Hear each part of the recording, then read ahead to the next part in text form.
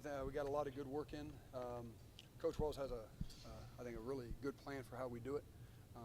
He did it before that way. I've done it the last 2 years with him, and I think it kind of gets guys refreshed, gets guys that needs work, gets some of the guys that have a lot of reps in, time to kind of heal some of those nicks and bumps and bruises that happen in college football.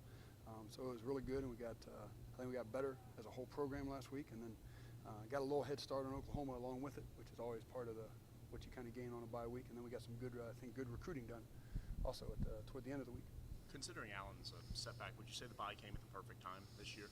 Well, I think it gave us a chance to kind of get extra work for the quarterbacks, which is always good. I mean, they got a lot of reps last week with all the groups. No matter who we had other practicing, we had those guys kind of taking it because it's just playing football. React to good things, react to bad things. How do you handle tough situations? How do you handle the easy ones and all that? So it was good, and then also lead your group and lead them with production first, and then lead them with by getting everybody on the same page. Without giving away the game plan, obviously, but where can you see a situation where Jet plays and where Jackson plays? I mean, are you at that point now? Well, I mean, right now how we've been kind of approaching it is they're both going to play, okay. And it's just now putting them in position to be as successful as we can with what they feel most comfortable with, what they can execute the highest rate, and where we can create explosive plays to give us a chance to go score points, because that's what you got to when you play a team that's this explosive. I mean, we have part of our job is to score points on this too. It's not just to not do anything wrong, but we got to go make plays. So it's been a good week for them. Talked to them a lot about what they feel comfortable with, what they see well. We went back through and charted everything they've done since we've been here, from Jet in the spring and all through camp, Jackson through camp. Where's their most comfortable at? Where's their efficiency been? What plays do they execute at the best rate? And also talking to them about it, but also seeing it right. with data that we have collected from the time. So kind of look forward to seeing kind of what we get. It's Christmas morning. You get to open up a package and let's see what we get out there. Do you have a game plan ready for each quarterback just in case situations like this happen, or do you not have to change it that much? No, there's definitely things that each one of them, I guess, feels better at or executes at a higher rate. So we kind of have those marked, and with how we game plan and everything, it's more by by a series, by a script type thing. So we're kind of lean on the stuff Jet does well, feels comfortable with, executes at a high rate when he's in, and what Jackson does well and is executed well when he's in that way. So it's not really too separate. There's some things that carry over. There's some things that one guy does better than the other, and he'll be doing those, and the other guy won't be doing those. So we'll try to put them both in position. How much, when you coach offense during this week, is Allen kind of around? Is he giving some ideas? Is he? How much? Well, he's in all the meetings and everything. So he's in every meeting we have with the quarterbacks, and then he's on the field throughout the whole time in there. And I think he's as much there for support. And if they've got questions or if he sees something, he can point it out just kind of like I do. So it's he's like an assistant quarterback coach standing back there helping them with kind of seeing things and feeling it, or hey, this is when you see this is what's happening. When this happens, this is where you want to go. Just helping them with the plan on each play. But no, he's been very helpful, and he's real supportive of both guys. So it's been real good. Will he be doing anything during the game, or is he? I'm not sure if he'll. I don't think so. I mean, I'm not sure. With the travel rules and everything, we only travel 70, so I don't know if he'll be there or not. That's to be determined, I guess, by someone above me. And from what you've seen from, sorry, Don, go ahead. How much is the game plan, or how much is the game plan, or is the game plan condensed without Allen compared to what it would be with Allen in there? How expansive is it, or not expansive with the other two guys?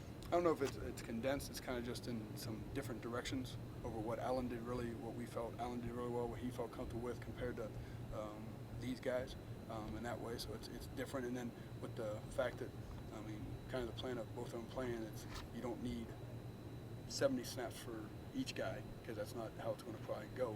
So what you do is you kind of condense it down into their package on what they do best, so you can kind of focus on that throughout the deal and give them the best chance to be successful. Is this a situation where both of them would play in a single drive by drive, quarter by quarter? I mean, again, not trying to give away too many, just kind of get an idea of what you're planning a little bit.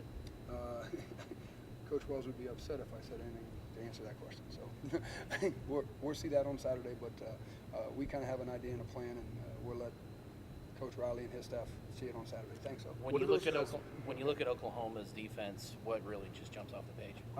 They're very disruptive, very fast. They run to the ball at a high rate. And you can a lot of the things that you kind of expect from Coach Grinch, Coach defense.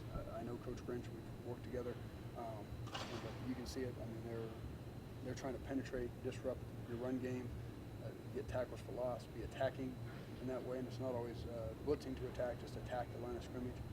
Do everything they can to stop the run. They get very involved with that. They're very sound. Their big explosive play tape against them was after 3 games quite short, which lends a lot to how they're playing on defense right now, and they're doing a great job. But they are big and fast and really disruptive with how they kind of attack the line of scrimmage with not just the D line but the linebackers, even the safeties coming down. What have you seen like this week with Jet and Jackson? What do those guys both bring to the table for your offense? What your vision is with them? What they're trying to do? Well, the best thing I've seen, and it's kind of started last week when we started kind of meeting, going through stuff, was kind of a different. It was kind of a maturity or a grown up or kind of a no nonsense kind of a focus that hey, it's here now.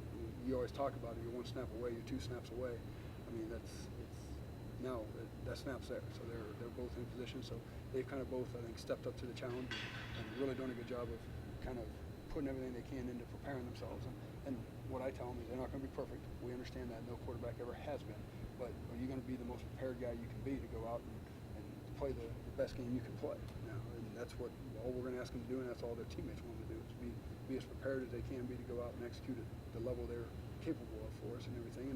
And what they both have is they have enough to give us a good shot and give us some big plays and give us a chance to go out and compete with you guys. And that's what we got to go compete and see where this thing goes. You're already down half your quarterbacks now 3 weeks in. Have you ever gone through that type of quarterback injury issue anywhere else you've been?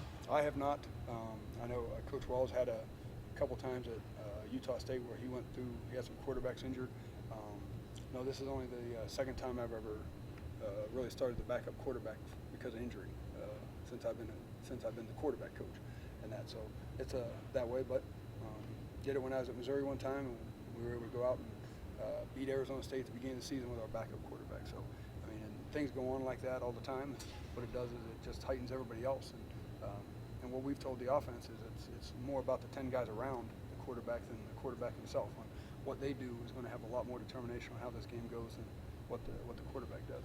How's Jet kind of protected the ball in practice? I know we've mentioned that before. It's something he needs to improve on. How's he kind of progressed in that area? He's been really good, and he understands that. And I mean, he's probably checking it down a little bit more than what maybe he's done in the past, and he knows that's a big factor. I mean, keeping that football when we have it is going to be vital in this game. Limited to their possessions by not giving it back to them and that. But I mean, that's a constant focus for the quarterbacks and everything. But Jets, I mean, he knows that, and he's done a really good job with it, and kind of put himself in a position to be successful, but not being kind of playing scared either. Matt Wells mentioned how the third quarterback, if something were to happen with Jackson and Jet, that Xavier Martin would be the third guy in. And how comfortable would you be in an event that he actually ends up checking the game, whether it's injury or just something not working out? Where's he kind of at? Well, he's done a real good job. I mean, he went through it all spring, went back and played slot receiver for us in the summer and the fall camp. Did a nice job of that. Was really improving there, but it's kind of moved back in. Gotten the terminology down. I mean, a lot of it would be what he's done in the spring, and there's not really plays designed for him. It's more that he's going to have to go out and will be more of a base offense with him, so he can go out and have a chance to succeed, execute, put the ball in play, do the right things with the football and everything. But he's done a great job in practice. He gets we do some threes reps with the guys and everything. We do that a couple days each week and everything. He's done a nice job of that. Made a nice throw today on the moves. I was good. So I mean, would the game plan be shrunk way down? Yes, but I mean, we would have enough to give him a chance to go out and be successful. So did he just come back over? So did he just come back over after Allen got hurt? Yep, he moved back just last week on Monday, kind of when everything was set and everything. He started coming to the quarterback meetings then, and then he still will catch the ball out there and run some slot for us when we need that during practice. But primarily, he's just been going through all the quarterback stuff. You said this is only the second instance that you've had this happen since you've been a quarterback coach. So Yeah. That's a span of a lot of years, right? Yeah, 2012 James Franklin got hurt. That was the first guy I've had miss a start. Was that Matt? No, God, I should Was that Corbin? Yeah, he Yep, Corbin Berkshire went in and beat Arizona State. That's freshman year. I remember that. Yep, that's.